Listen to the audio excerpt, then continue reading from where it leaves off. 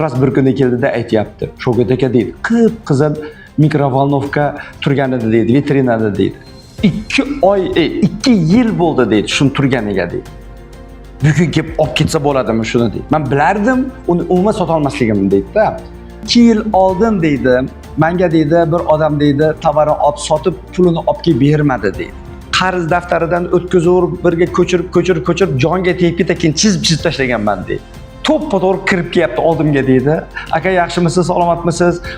Shu vaqtlari bir vaqtlari sizdan tovar olgandan shu pulni qolib ketgan ekan, shuni olib keldim deb ajab tugul mo'nan deb ancha pul menga berib ketdi deydi. Bitta odamni, bitta biznesmenni mana shu 10 kunlik dars davomida bo'layotgan natijalar.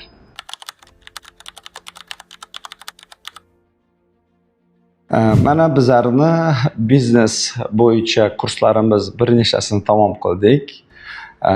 Mana sizlarga aytmoqchi bo'lgan narsam ayrim esimga tushgan natijalarni aytmoqchiman. Masalan, bir biznesmenda o'zini bitavoy texnika sotadigan do'koni bor ekan va u yerda ayrim mollar ko'pdan beri sotilmay turgan mollar bor. Bilasizlar, shu sotuvda ishlaydiganlar bilishadi. Vitrinada turgan narsalar yoki zalda, sotuv zalda turganlar, masalan, bir necha oylar, даже yillar bo'yicha turib, odamga xalaqit beradi, o'tmaydi-da. Shu aytyapti. Mana masalan, 10 kunlik darsimiz ichida bo'layotgan natija. Ras bir kuni keldida aytyapti. Sho'gat aka deydi. Qip-qizil mikrovolnovka turgan edi deydi, vitrinada deydi. 2 yil bo'ldi deydi, shuni turganiga deydi. Bugun kelib olib ketsa bo'ladimi shuni deydi. Men bilardim, uni umuman sota olmasligimni deydi-da. Shu 2 yil turgan qip-qizil mikrovolnovkam bugun sotildi Sho'gat aka. O'zim hayron qoldim deydi. Ertasi kuni bilasizmi nima deydi? 11 ta elektroduxovkam bor edi deydi. Razmerlari katta, 3 tasi zalda turibdi, yana skladda turibdi, 8 tasi qolgan deydi. Juda ham ko'p joy oladi deydi. 1,5 yil bo'ldi sotilmayapti deydi. Sho'gat aka bugun kelishib 11 tani hammasini sotib oldi deydi. Yana bitta qiziq narsa, 2 yil oldin deydi, menga deydi bir odam deydi, tovarni olib sotib, pulini olib kelib bermadi deydi. Uzoqdan ko'rib qolaman deydi, yuradi deydi, bermayapti pulni deydi-da. Men uni deydi, ana bu qarz daftaridan o'tkazib, birga ko'chirib jonga tegib keyin chizib tashlaganman deydi. Bugun deydi, to'ppa-to'g'ri kirib kelyapti oldimga deydi. Aka yaxshimisiz, salomatmisiz? Shu vaqtlari bir vaqtlari sizdan tovar olgandan shu pulni qolib ketgan ekan, shuni olib keldim deb ajab tugul mo'nan deb ancha pul menga berib ketdi deydi. Bitta odamni, bitta biznesmenni mana shu 10 kunlik dars davomida bo'layotgan natijalar. Yana bitta qizimiz aytyapti, do'konim bor deydi, Sho'gat aka, atir sotaman deydi. Juda hozir sotuvim kam deydi. Kuniga deydi 3 ta, 4 ta yo 5 ta atir sotaman deydi. Kuni bo'yi deydi. Shuning uchun sotuvchilarni ham o'zim chiqarib yorib, o'zim o'tiribman deydi. Nima deb o'ylaysiz? 10 kun ichida xaridorlar necha barobar ko'paydi deb o'ylaysiz?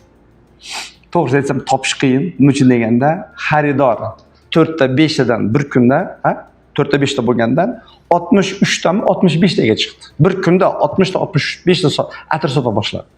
Tasavvur qiling.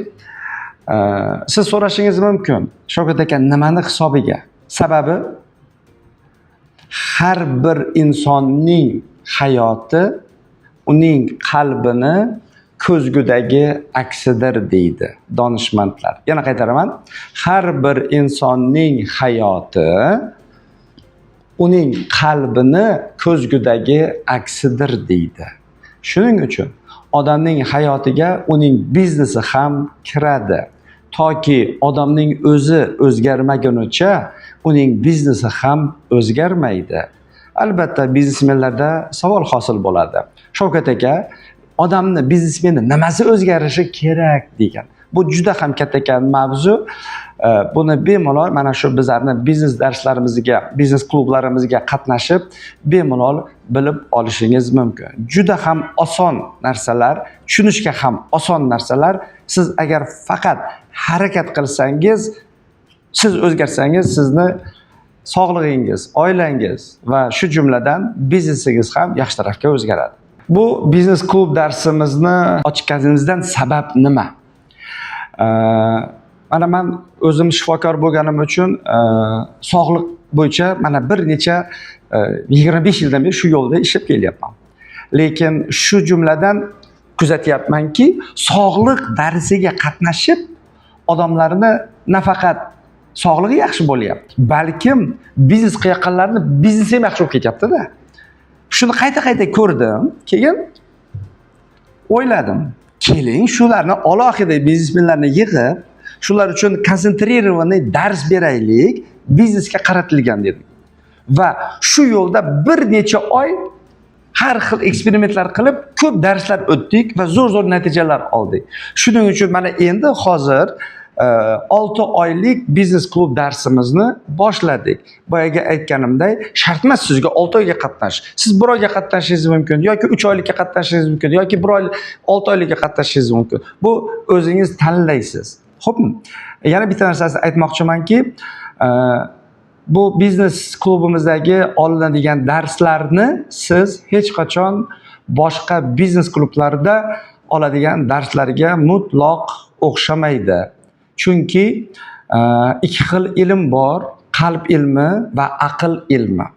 Aql ilmi bu ish yuritish, qanday qilib sotuvlar qilish, qanday qilib kadrlar olish, klientni ushlab qolish, bu hammasi aql ilmi.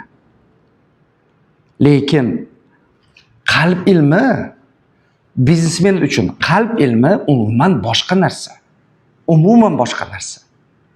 Nima ekanligini mana shu biznes klub darsida uchrashganimizda gaplashamiz. Yana bitta narsa, bu biznes klubga albatta biznesda muammo bo'lganlar yoki biznesini rivojlantiraman degan odamlar uchungina emas, balkim biznesda juda ham katta muvaffaqiyatlarga ega bo'lgan, biznesi zo'r ketayotgan odamlar uchun ham.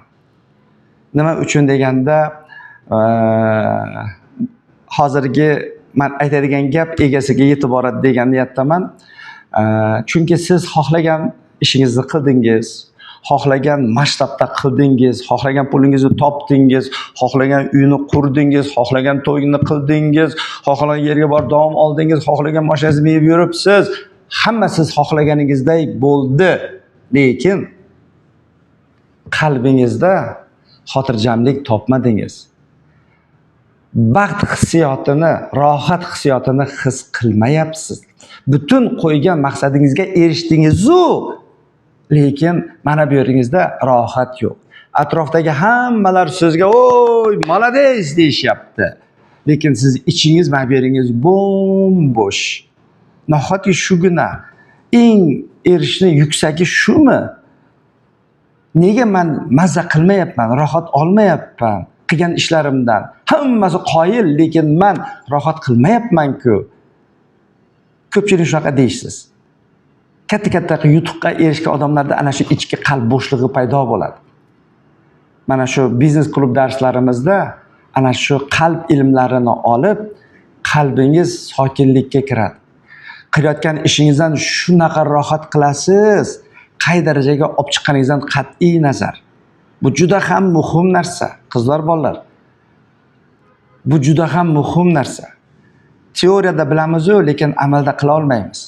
Biznes klub darsida ana shularni amalda qilishni o'rganamiz. Demak, bizlarning biznes klub darslarimiz 6 oy davom etadi. Siz qatnashishingiz mumkin 1 oyligiga yoki 3 oyligiga yoki 6 oyligiga. 1 oyda 2 kun 4 soatdan zalda offline darsimiz bo'ladi va 1 marta Zoomdan onlayn darsimiz bo'ladi. Demak, bemalol 1 oylik, 3 oylik yoki 6 oylik darsimizga qatnashishingiz mumkin.